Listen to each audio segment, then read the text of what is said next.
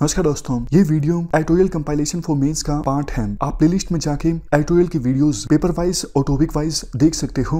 और अगर आप दिसंबर 2019 के बाद की वीडियोस को देखना चाहते हो तो वीडियो के नीचे मौजूद ज्वाइन बटन की सहायता से आप मेंबरशिप को ज्वाइन कर सकते हो। चलिए डिस्कशन स्टार्ट करते हैं। आप जीएस पेपर 2 के इस टॉपिक से आर्टिकल को रिलेट कर सकते हो। बैकग्राउंड की बात पहले करते हैं। देखो, मणिपुर में टी श्याम कुमार, इन्होंने कांग्रेस की टिकट पर इलेक्शन लड़ा और ये इलेक्शन जीत गए। बट विधायक बनने के बाद इन्होंने बीजेपी को ज्वाइन कर लिया। 2017 की ये बात है। अब कायदे से देखो, आपको पता है एंटी डिफेक्शन लॉ के अकॉर्डिंग इनकी सदस्यता रद्द होनी चाहिए। तो इनकी सदस्यता को रद्द करने के लिए स्पीकर के पास एक पिटीशन फाइल की गई।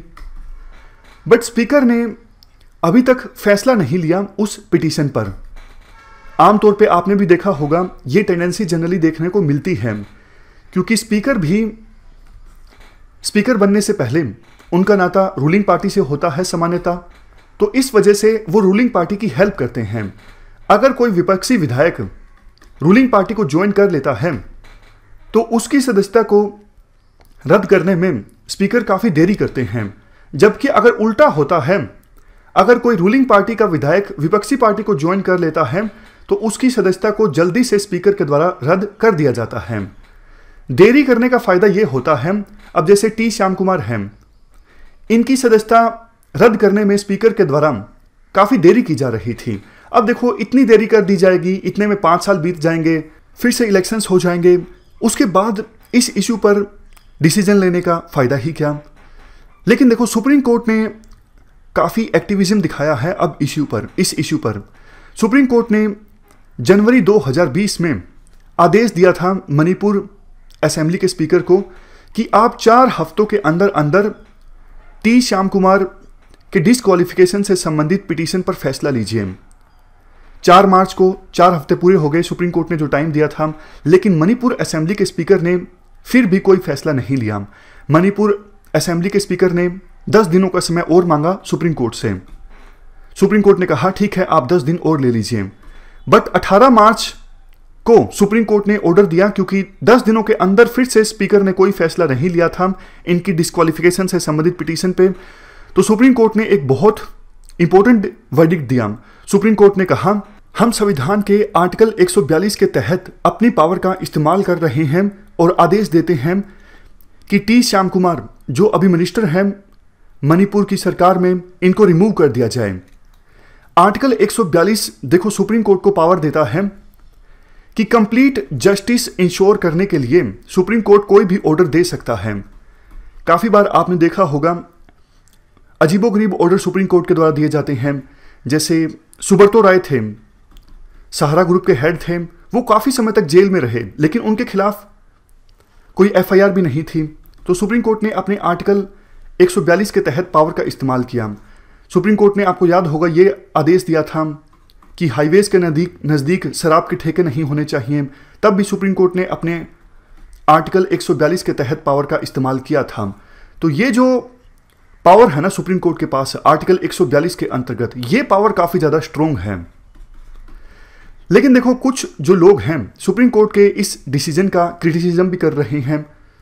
उन लोगों का ये कहना है कि देखो, एंटी डिफेक्शन लॉ में प्रोविजन ये है, स्पीकर जब कोई फैसला दे देते हैं उसके बाद ही जुडिशरी इंटरवेंशन कर सकती है उस फैसले पर। स्पीकर ने अभी तक फैसला दिया ही नहीं था, तो उससे पहले ही सुप्रीम कोर्ट के द्वारा इस प्रकार का आदेश देना कि हम रिमूव कर रहे हैं मिनिस्टर को, क्या ये संविधान के विरुद्ध नहीं है?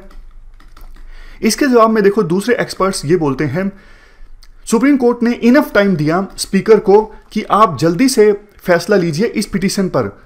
शुरुआत में 4 हफ्ते, बाद में 10 दिन और उससे पहले भी वक्त दिया गया था। और इवन अब भी सुप्रीम कोर्ट ने डिसीजन नहीं लिया है इस इश्यू पर। यह सिर्फ एक इंटरिम डिसीजन है। अभी भी सुप्रीम कोर्ट ने कहा है कि इस इश्यू की नेक्स्ट जो सुनवाई होगी वो 30 मार्च को होगी, और 30 मार्च तक स्पीकर जो हैं इस इश्यू पर अपना फैसला ले सकते हैं। समझ गए? मतलब सुप्रीम कोर्ट ने अभी इंटरिम डिसीजन लिया है, फाइनल डिसीजन नहीं लिया है।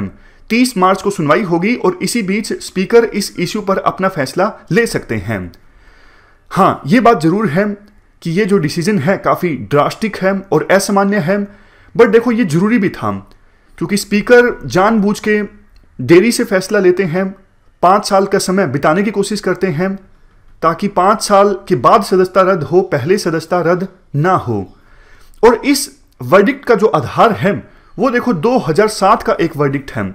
2007 के एक राजेंद्र सिंह राणा केस में सुप्रीम कोर्ट ने कहा था कि अगर देखो स्पीकर के द्वारा अपनी जुरिडिक्शन को एक्सरसाइज नहीं किया जाता है तो जुडिशरी इंटरवेंशन कर सकती है। तो इसी केस में वही हुआ, स्पीकर के द्वारा अपनी पावर को एक्सरसाइज नहीं किया जा रहा था तो सुप्रीम कोर्ट ने इंटरवेंशन किया।